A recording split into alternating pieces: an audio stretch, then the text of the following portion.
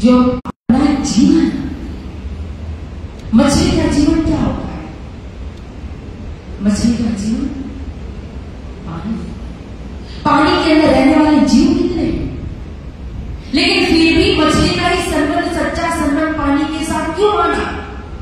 क्योंकि अन्य जीव जो है वो पानी के बाहर भी रह लेंगे, लेकिन मछली को पानी से बाहर निकालो, वो पानी का भेद सहन नहीं कर सकती। इसलिए सच्चा संबंध अगर किसी का है पानी के साथ तो मछली का है। तड़पती है, विरती है, मर जाती है, वियोग सहन नहीं कर सकती। इसी तरह से परमधाम राजी महाराज के हुक्म से सारी दुनिया, सारी सृष्टि उत्पन्न हुई, देवी देवता उत्पन्न हुए, 84 लाख योनि, जीव जंतु, जड़ चेतन, पशु पंछी जानवर सब कुछ उत्पन्न हुआ। लेकिन सच्चा संबंध किसका है? परमेश्वर। क्योंकि माया से उत्पन्न हुए जीव, जब माया भी राज्य महाराज से उत्पन्न हुई, लेकिन माया से उत्पन्न जीव माया के अंदर लीन हो जाएंगे। ब्रह्म सृष्टि माया का जीवन कहो, माया से उत्पन्न हुए जीवों का जीवन कहो तो माया है। उसी तरह से ब्रह्म सृष्टि का जीवन स्वयं धनी है, धनी के चरण कमल है, परम धाम है, परम धाम का नियामत है, 25 पक्ष है, मां की अष्टवर्ती लीला है, परम धाम का इश्क है, मां की बंदगी है।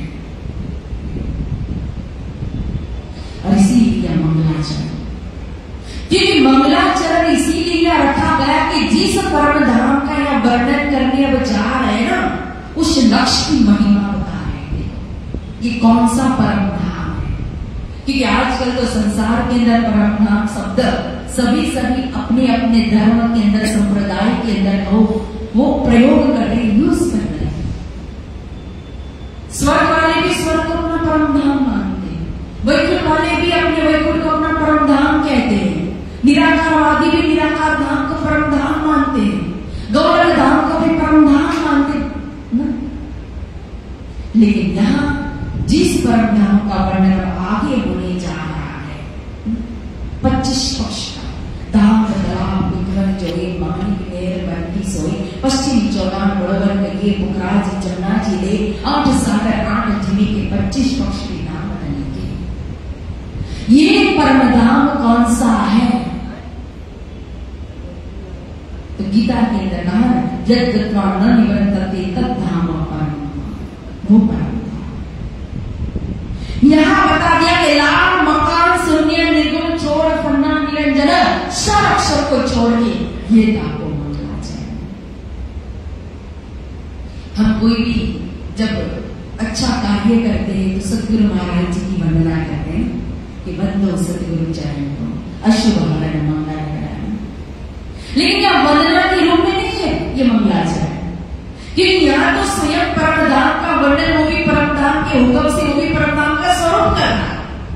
तो ये अशुभ हरण मंगल करण की कोई बात नहीं है। लेकिन कभी कभी हम रज्जी महाराज को कहो प्रार्थना भी करते हैं,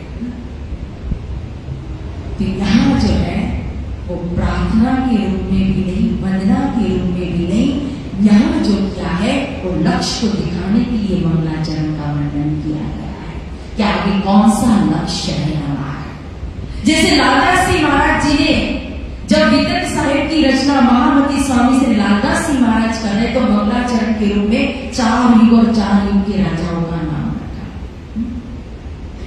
क्या जरूरत है? लेकिन आगे स्वरूप को पकड़ाना है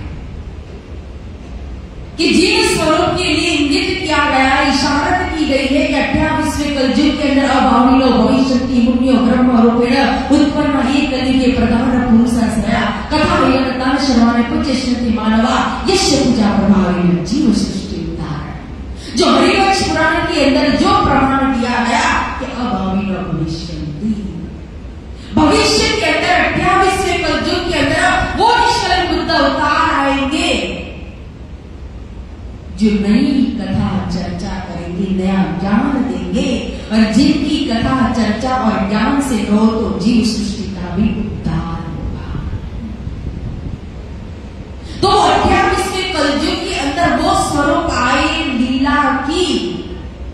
अगर वितरक साहिब की रचना नहीं की होती तो पता ही नहीं चलता इस दुनिया के अंदर बुद्ध ऋषि का अवतार प्रकट हुए और आकर के लीला की। आज भगवान राम ने आकर के लीला की तो रामायण के अंदर वर्णन है कि युग युग पर चल रहा है, पता चल रहा है, इस लीलाओं का चिंतन हो रहा है कि भगवान राम ने आकर ऐसी लीला की। श्री कृष्ण जी ने लीला की तो श्रीमद् भागवत के अंदर सुखदेव मुनि महाराज ने वर्णन किया, व्यास जी ने वर्णन किया और भागवत कथा के अंदर उन्हीं वर्णनों का गुणगान किया जाता है, चिंतन किया जाता है। तब लोगों को पता है कि द्वापर युग के अंदर ऐसी लीला हुई थी। तो कलयुग के अंदर स्वयं परमात्मा आए और आकर के उन्होंने यहाँ जामनी लीला की। पता कैसे चलेगा, वर्णन नहीं होता। इसीलिए वितरक साहिब की रचना की, वर्णन किया जामनी लीला का, ब्रह्म लीला का। लेकिन उन स्वर को पकड़ाने के लिए मंगलाचरण रखा लालदास जी महाराज ने कि कौन सी युग में प्रकट हुए, तो सत्युग, त्रेता, द्वापर ने कलयुग में लाए। कलयुग के अंदर भी कौन से राजा के शासन के अंदर, तो औरंगजेब को लाए। और फिर कहा जब औरंगजेब राजा का वर्णन हुआ ये कलयुग के नाम, और फिर कहा कि अब आगे अवतार होएगा बुद्ध कल के ही से था। तो बुद्ध कल के अवतार की विशेषता उसी तरह से यहाँ क्या किया, ला मकान शून्य निर्गुण छोड़ फरना निरंजन, सार भी नहीं अक्षर को भी छोड़ देगा। कहां का मंगलाचरण, कौन लक्ष्य दिया, तो सारा ब्रह्मांड के अंदर के 14 लोग, ब्रह्मांड नारायण भगवान के स्थूल सूक्ष्म कारण महाकारण कुछ भी नहीं। हद को तो छोड़ दो, बेहद के अंदर की भूमिका के अक्षर भगवान के 4 अंतस्करण अहम चित्त बुद्धि मन, अव्याकृत कहो, सबलित ब्रह्म कहो, केवल ब्रह्म कहो, सब स्वर को भी छोड़ करके ये काम को मंगलाचरण कहा। जहां भगवान अक्षर में कुटस्थैव धाम में कृष्ण दर्श करनासा नित्य प्रयाति परम प्रेम पूरी मानसा। जहां अक्षर भगवान भी दर्शन करने के लिए नित्य जाते हैं तभी का अक्षर ब्रह्म पुजारी। पुजारी बड़ा कि पूज्य बड़ा, पूज्य बड़ा होता है कि पुजारी बड़ा होता है। तो यह अक्षर भगवान तो पुजारी कह दिया, पूज्य कौन हो गए, स्वयं अक्षरातीत श्री राज जी महाराज जी के दर्शन के लिए जाते हैं। तो उनका हृदय कहो आराधनी शक्ति श्री श्यामा महारानी, और उन्हीं के लिए 25 वर्ष परम धाम, 12,000 ब्रह्म सृष्टि के लिए ये सारी नियामक। तो इसीलिए परिक्रमा ग्रंथ को हृदय कह दिया, दिल्ली श्यामा जी। और इसीलिए कहा कि अपना जीवन है। या संसार के अंदर भी हमें कितनी आयु मिली, हमारे जीवन की मुसाफरी कितने साल की, 40, 50, 60, 70, 80, 90, कितने 100। और इस मुसाफरी के अंदर भी हमने अपना जीवन कहो माया के अंदर किसको मान लिया होता है, अपना परिवार है, अपना बच्चे, अपनी पत्नी है, अपने पति है, ये हमारे जीव की जीवन बन गए होते हैं। आत्मा का जीवन कौन है, स्वयं धनी है राज जी महाराज। परम धाम भी मैं नहीं कहूंगी, क्यों, या परम धाम को कह दिया, उस लक्ष्य को कह दिया क्योंकि परम धाम राज्य से अलग नहीं है। जमुना जी का जल कहो, जल की एक बूंद वो भी राज्य का स्वरूप ही है। रंग में की एक थंब कहो, मंदिर कहो, महल कहो, या झुरुके कहो, या कंगूरे कहो, दीवार कहो, जो कुछ भी है वो भी तो राज्य का ही स्वरूप है, राज्य से अलग नहीं है। इसलिए जीवन का, लेकिन वो करोड़पति की तरह हमें 4 ऑप्शन की जगह 2 ऑप्शन दे के धाम चाहिए कि धनी चाहिए, तो क्या मानेंगे। परम धाम चाहिए कि परम धाम की धनी चाहिए, 2 में से एक ही बोले तो ऑप्शन आपको ए और बी, एक में परम धाम एक में राज्य, तो ए चाहिए कि बी चाहिए। मैंने तो व्याख्या पूछी थी, ऑप्शन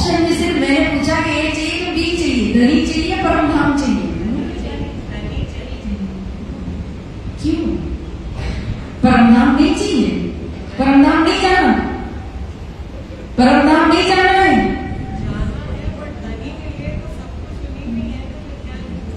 ये तारतम्य की चतुराई देखो। आज तारतम्य ने हमें ऐसा बना दिया कि हमारे प्रश्न का जवाब धनी से सवाल जवाब कर सकते हैं। नहीं तो क्या जानते थे हम? जब तक हमारे पास तारतम्य नहीं था हमें क्या पता था। पहले तो हम वही एक्टर गवाही ब्रज के अंदर, फिर यहाँ आकर के अरे हमने खेल मांग लिया, ऐसा खेल दिखाया कि मांग लिया, अब कैसे कहोगे मांगा तुम? अब धनी से क्या अर्ज करें, हमने मांग लिया। तो तारतम्य ने क्या दिखा दिया? मांगा नहीं, मंगाया है। क्या दिखा? हमने नहीं मांगा, राज्य ने मंगाया हमारे पास। पहले के हमके दिल में धनी ने बीज डाला तो हमने मांगा। ये सब हमने सिखाया किसने? तो इसीलिए आज हम राज्य को चॉइस करते हैं। धाम से भी हमें ज्यादा प्रिय कौन है? परमधाम जाना है, परमधाम जाना है, परमधाम जाना है। लेकिन अगर कहे कि राज्य चाहिए परमधाम, तो परमधाम सबने छोड़े। क्या चाहिए? राज्य चाहिए। क्यों? क्योंकि धनी से धाम होता है, धाम से धनी। तो इसीलिए यहाँ हारे सरिया ये अपना जीवन, हमारा जीवन तो ये परम धाम में मां का इश्क है। इश्क का सागर, इश्क का स्वरूप सेमराज जी महाराज हमारे जीव की जीवन जी है। तभी कहा प्रथम लागू दो चरण, ये न छुड़ाइए। तभी कहा आशिक चरण की, आशिक की रुचन, ये जुदा की क्यों सहे रूह बीना अपने तारा। क्योंकि सखी मेरी जो है बोल वतन ब्रह्म सृष्टि।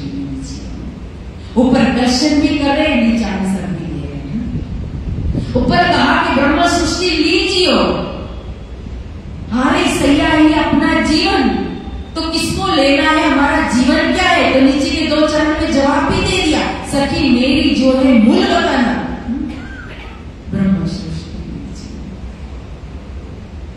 अपनी परम धाम की जो नियामत इस संसार के अंदर उतर करके आई है, ऐसे तो अनंत अनंत अनंत सागर है राज्य महाराज के दिल के अंदर। लेकिन बड़े बड़े 8 सागर यहाँ वर्णन करके दिया, और 8 सागर के अंदर देखो नूर भी आया, फिर शोभा भी आई, वहदत भी आया, श्रृंगार भी आया, इश्क भी आया, तिलक भी आया, निस्बत भी आई, महर भी आई, हुक्म भी आया, सब कुछ आया।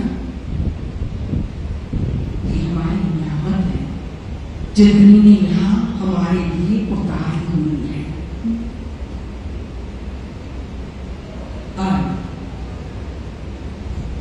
शास्त्र शब्द मात्र जो वाणी, ताको कलश वाणी शब्दातीत गानी। ये चौपाई बड़े ध्यान से आप देखना, सुनना और चिंतन करना इसका। इसके अर्थ कहां किस दिशा के अंदर जाते हैं? शास्त्र शब्द मात्र जो वाणी। अब दुनिया के अंदर जितने भी, पहले ही मैंने कहा जा कारण माया रची शास्त्र विद्या कारण, तो दुनिया के अंदर जितने भी धर्म ग्रंथ अवतरित हुए, प्रकट हुए, जितना भी ज्ञानमय ग्रंथ है, वेद हो, पुराण हो, चाहे शास्त्र हो, चाहे उपनिषद हो, जो कुछ भी, चाहे संतवाणी हो, तो जितने भी ज्ञान रूपी शब्द रूपी वाणी है ना, उसका सार क्या है? देखिए मंगलाचरण कितनी रहस्यमय बात खोल करके हमें कौन सी नियामत पकड़ाना चाहते हैं, पहचान करा करके इस खजाना की तरफ लेकर जाना चाहता है मंगलाचरण।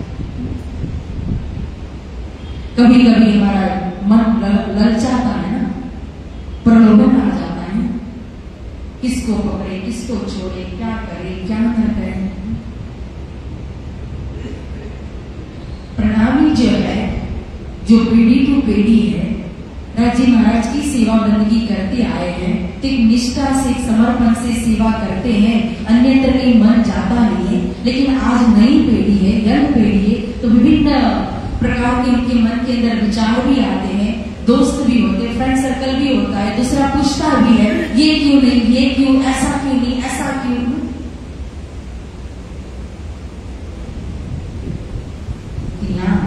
शास्त्र शब्द मंत्र जीवा। स्वयं हमारे सदगुरु महाराज इस धरती के ऊपर प्रकट होकर के, श्यामा जी कहो तो स्वयं सदगुरु के रूप में प्रकट होकर के इसका सार दिया है कि दुनिया हमारे लिए जब प्रकट हुई और दुनिया के अंदर धर्म ग्रंथ हमारे लिए प्रकट हुआ, तो ये धर्म ग्रंथ के अंदर का सार जैसे दूध का सार कहो तो मलाई है, मलाई का सार कहो तो मक्खन है, और मक्खन का सार कहो तो स्वयं घी है। तो हमें इतनी प्रोसेस करने की जरूरत नहीं है, क्योंकि सदगुरु महाराज ने स्वयं मंथन किया।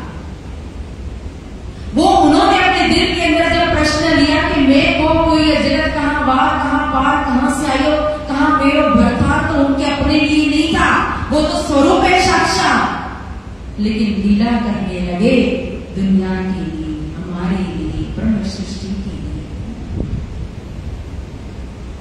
और उस प्रश्न की खोज में उन्होंने वेद भी अध्ययन किया, शास्त्र भी अध्ययन किया, पुराण भी अध्ययन किया, हर जगह पर जाकर के हर संप्रदाय के अंदर की खोज की।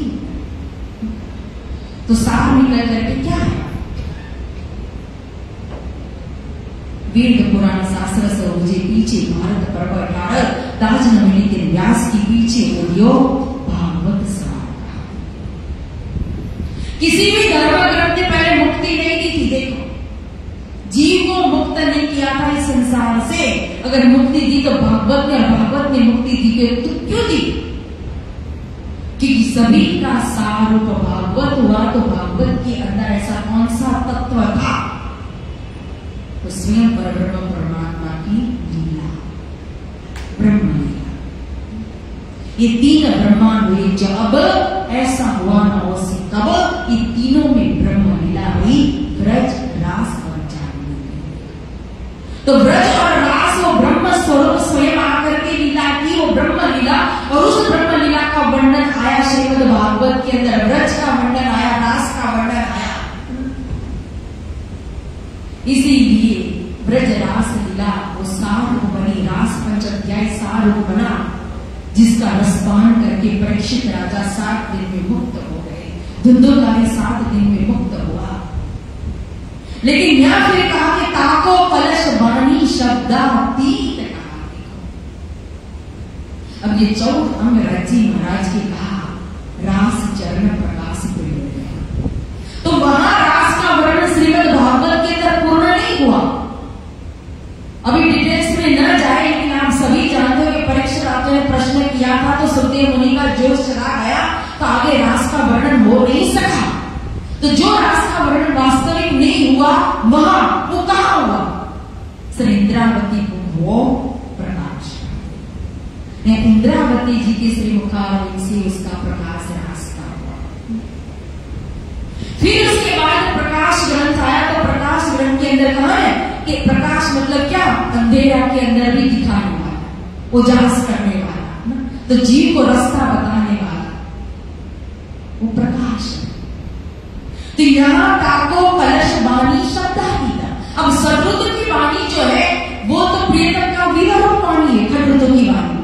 लेकिन उसके बाद जो कलश की वाणी आई, तो कलश की वाणी जो है वो सभी ज्ञान के रूप कहो तो यहाँ कलश रख दिया, ज्ञान का कलश स्वयं महामती जी ने स्वीकार किया।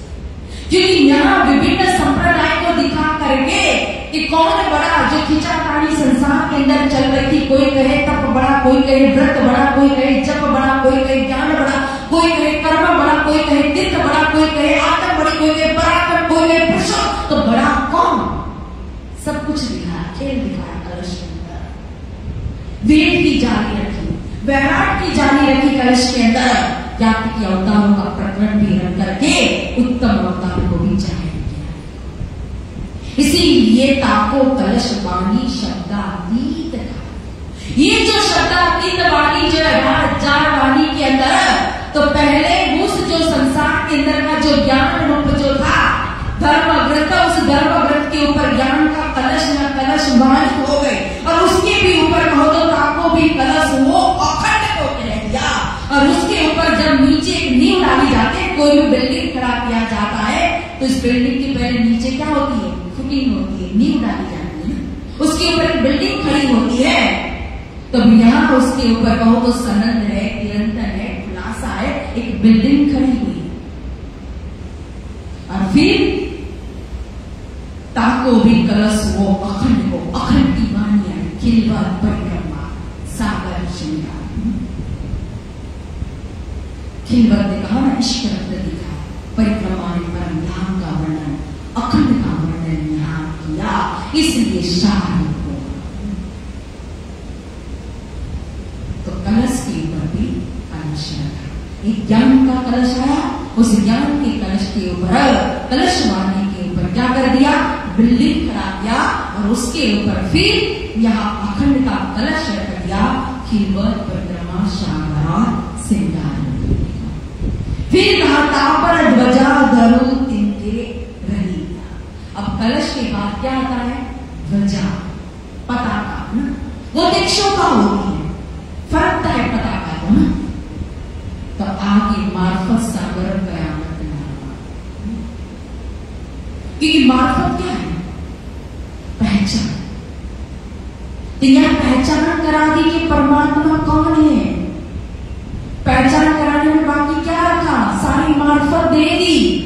और जब पहचान हो गई, मार्फत आ गया, तो कयामत नामा आत्म जागृति। और दूसरी और कहो तो कयामत नामा आत्म जागृति मतलब सृष्टि, सारी सृष्टि को इसी वाणी को क्या करेंगे, अखंड करेंगे कार्यक्रम के द्वारा। जब जीवों को मुक्ति देंगे, जड़ चेतन को मुक्ति देंगे, पशु पक्षियों को मुक्ति देंगे, ब्रह्म सृष्टि पर धाम जाएगी, ईश्वर अक्षरधाम जाएगी, तो जीव सृष्टि के 8 प्रकार की विश्व के अंदर मुक्त हो जाए। क्या देखी ये दुनिया, जो ना को न करे। इस संसार के अंदर देखो, कई पैगंबर हुए, कई तीर्थंकर हुए, कई अवतारी पुरुष हुए, लेकिन किसी ने भी सृष्टि को निर्मल नहीं किया, अखंड का दरवाजा नहीं खोला, मुक्ति का दरवाजा नहीं खोला। अब पैगंबर तीर्थंकर कई हुए, अवतार, इन बोधना मिट्टियों विश्व को या नहीं निर्विका। अब 100 साहिबा आया, सब सृष्टि करी निर्मल। जिन स्वरूप का हम प्रागट्य मौसम मना रहे हैं ना, ये उनकी महिमा का गुणगान है कि महामती श्री प्राणनाथ जी का स्वरूप कौन स्वरूप है। हरिद्वार के अंदर एक चौपाई आई कि युद्ध दारुण अति जोर हुआ, तीर घोर जंजार, प्रकाश मन खांडा धार, बुद्धि निर्मल कियो संसार। ताकतम भी तलवार से क्या कर दिया, सबके ज्ञान को चीर करके सबके अंतस्करण के अंदर ज्ञान का प्रकाश, परमात्मा की पहचान रूपी मार्फत प्रकाश कर दिया। तो सारी सृष्टि के अंदर कयामत आई। एक कयामत अभी जो जन जन की आत्म जागृति, एक कयामत अंतिम में आएगी। कहा ना कि एक सुर असराफिल ने फूंक दिया है, दूसरा सुर इसी तरह से तापर ध्वजा रही। तो जी महाराज की अपार कृपा कहो कि जिस धरती के ऊपर वो स्वयं प्रकट हुए श्री सदगुरु के रूप में, महामती श्री प्राणनाथ जी के रूप में, तो जहां जहां उनके चरण कमल पड़े, जब इस संसार के अंदर ही चरण कमल पड़ गए, कि संसार की धरती ही सारी पवित्र हो गई। और उनका कोई भी व्यवहार साधारण नहीं हो सकता है, सारी उनकी लीला है, दोनों स्वरूपों की लीला है। सदगुरु महाराज को आपने देखा कि कहा जहां जहां जाते तो मूर्ति हो, वो भी टूटी फूटी हो, तो भी जीवित हो जाती है, स्वरूप स्वयं भगवान देवता प्रकट हो जाते, उनके हाथों से कहो तो भोग आरोपने लगते। क्यों ना आरोपे, क्यों मूर्ति जीवित ना हो, क्यों प्रेत योनि से प्रेत मुक्त होकर के देव योनि में न जाए? क्योंकि देवचंद्र नहीं, मान नहीं, अवतार ये दोनों स्वरूप स्वयं अवतार के अंदर होकर के आए, लेकिन कृष्ण नहीं अवतारी। वैसे सदगुरु महाराज और प्राणनाथ जी भी कहो तो एक अवतार में बुद्ध और कल की अवतार के अंदर आकर के लीला की, इसीलिए हम अवतार के अंदर लेते हैं। बाकी वो अवतारी पुरुष नहीं, वो तो स्वयं पूर्ण ब्रह्म से न्यारे स्वयं परमात्मा का ही स्वरूप है। और ऐसे स्वरूप उनके ग्रामत और साधन तातम रूपी इस जगत के अंदर हमें प्राप्त हुआ। हम कितने धनवान है, कितने कृतकृत है, कितने भाग्यशाली है। कौन से जन्म का हमारा कहो तो संचित कर्म हमारा पुण्य कि जाकर के हमें राजी महाराज के चरण कमल मिला है, राजी महाराज की नियामत मिली, उनका इश्क मिला, उनकी बदली मिली, उनकी सेवा मिली। अहो भाग्य, महाव्रज के अंदर कहा ना कि अहो भाग्यम नंद गोपो व्रजो वशा यन मित्र परमानंद पुनः ब्रह्मस्रा। वो व्रजवासी जो है, वो नंद बाबा कहो, यशोदा मैया कहो, बाल बाल कहो, सखा संबंधी कहो, सखा कहो, वो कृष्ण के वो सब धन्य धन्य है। क्यों? स्वयं परमात्मा श्री कृष्ण के साथ है, उनके सखा है, उनके माता है, उनके पिता है, उनके साथ उस ब्रजभूमि के अंदर है। उसी तरह से जागृत ब्रह्मांड के अंदर भी हम धन्य धन्य है कि स्वयं श्री कान्हा जी स्वरूप, स्वयं कहो श्री श्यामा महारानी, श्री बाईजी राज के रूप में, स्वयं सदगुरु के रूप में हमें ये संसार के अंदर मिली, तारतम के रूप में, दर्शन शास्त्र के रूप में, श्रीमद् वाणी के रूप में स्वयं को दे दिया है जी महाराज ने।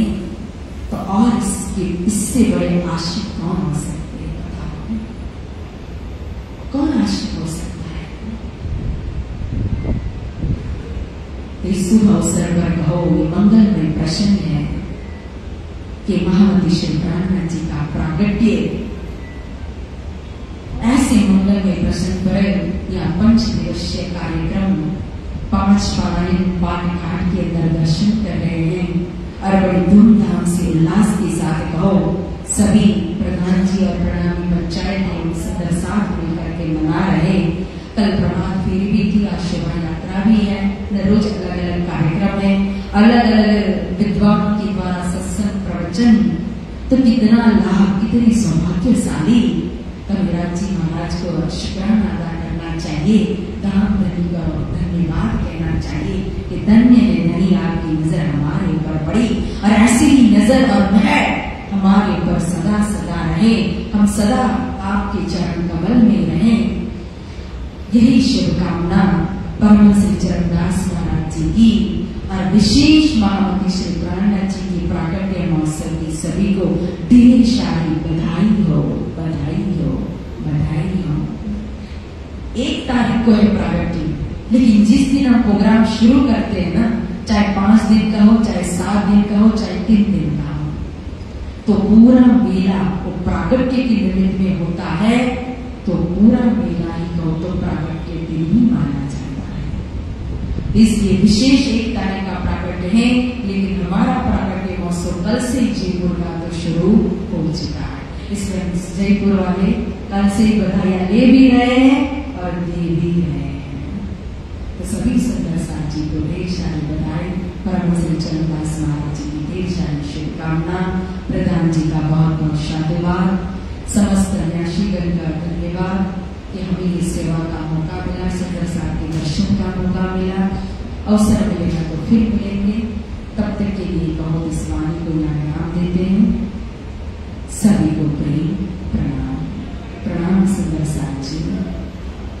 तापर ध्वजा धरो दिन थे रहेगा, थोड़ा समय में ज्यादा लेना है। शास्त्रे सर्वे मात्रे जीवानी, ताक कलश वाणी शब्दातीत, ताको भी कलश हो अखंड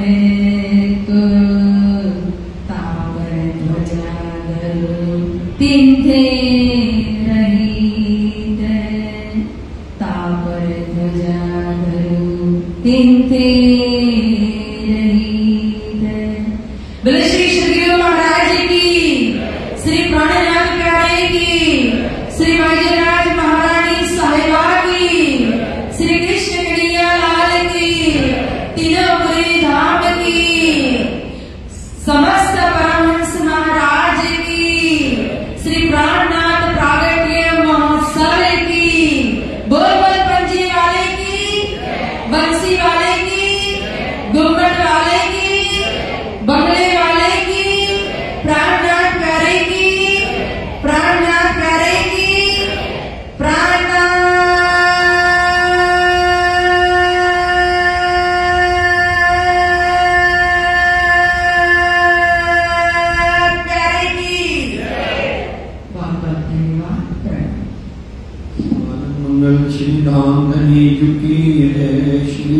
राज की जय, श्री महाराजा छत्रसाल की जय, श्री सुंदर साध की जय, श्री सुंदर साध दयाल जी साहिब जी के चरण में 5 बार श्रीकाल तमाम।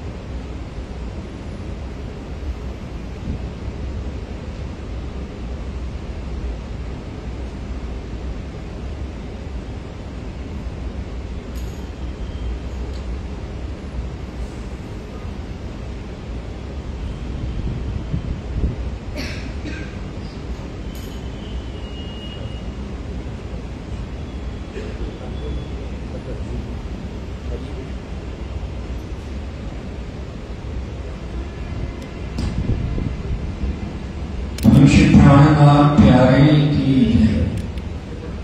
श्री राजी महाराज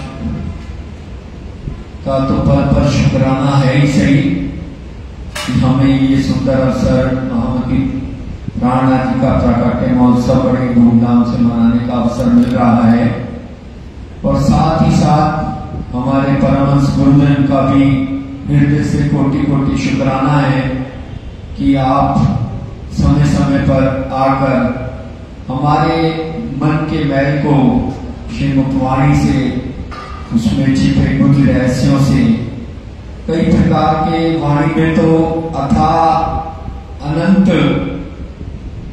मिठास भरी हुई है, लेकिन हमारा ये चिंतन मंथन नहीं है, फिर भी सुंदर सा वांछन करते हैं, पढ़ते हैं, पाठ करते हैं। लेकिन जो गुरुजन होते हैं ना, वो घी का काम करते हैं। मक्खन बनाओ, दूध बनाओ, दूध फट जाता है, मक्खन ज्यादा समय तक नहीं रह जाता, लेकिन जो घी होता है उसको वर्षों वर्ष तक रख सकते हैं। वही कार्य हमारे गुरुजन करते हैं। और मैं तो विशेष आज के इस अवसर पर परम वंदनीय महाराज श्री जी के चरणों में आग्रह करूंगा, जैसा कि महामती प्राणनाथ जी ने कहा कि सब संशय को करो निर्वार, कोई संशय न रविवार के पार। रोशन कर ले हुक्म बनाए, ब्रह्म सृष्टि और दुनिया में जगाए। ब्रह्म सृष्टियों को भी जागृत महामती प्राणनाथ जी ने किया, जीव को भी किया, ऐश्वर्यों को भी किया, और गुरुजन भी कर रहे हैं। आप में इतना रोशनी धामधनी की वाणी की, सद्गुरु महाराज की इतनी आपके अंतरकरण में भरा हुआ है वाणी के मर्म। आप अगर ऑनलाइन के माध्यम से प्रतिदिन सुंदर साहब को अपने मुखारबिंद से चर्चा का रसपान कराएं तो सुंदर साहब को भी लाभ मिलेगा और दुनिया को भी मिलेगा। इसी प्रार्थना के साथ आपने यहाँ आकर इस कार्यक्रम की शोभा बढ़ाई। आपके चरणों में पूरे समाज की ओर से कोटि कोटि वंदन, कोटि कोटि शुक्राना, और इसी तरह से आप हमें अपना प्यार बख्शीश करते रहें। अभी अर्जी होगी, परम वंदनीय महाराज श्री जी रात्रि को लगभग यहाँ से 9:30-10 बजे शोभा यात्रा के बाद पधारेंगी, जिस सुंदर साहब ने दर्शन करने को पाएंगे। बोलो श्री प्राणनाथ प्यारे की जय। तुम हो तैसी की जियो Hallelujah.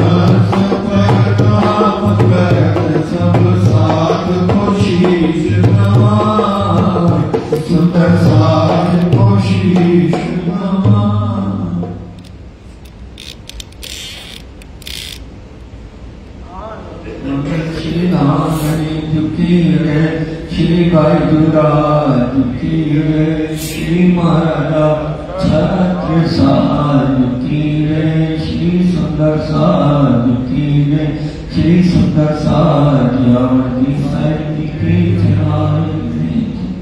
प्राणनाथ सुंदर साहब जी 4:30 बजे ठीक गुरुजन वहां श्री कृष्ण मंदिर जवाहरनगर में पधारेंगे। वहां जिन सुंदर साहब ने दर्शन करने हो, उसके बाद 5:15 बजे ठीक आरती का कार्यक्रम प्रारंभ होगा और 5:30 बजे ठीक वहां से शोभा यात्रा रवाना होगी। समय का कृपा सब सुंदर साहब ध्यान रख के इस कार्यक्रम में पधार कर शोभा बढ़ाएंगे। बोलो श्री प्राणनाथ प्यारे की जय, की जय, सद्गुरु महाराज की जय, बाबा दयाम साहेब आपकी सदा ही जय, महाराज चरण दास साहेब की सदा प्रणाम।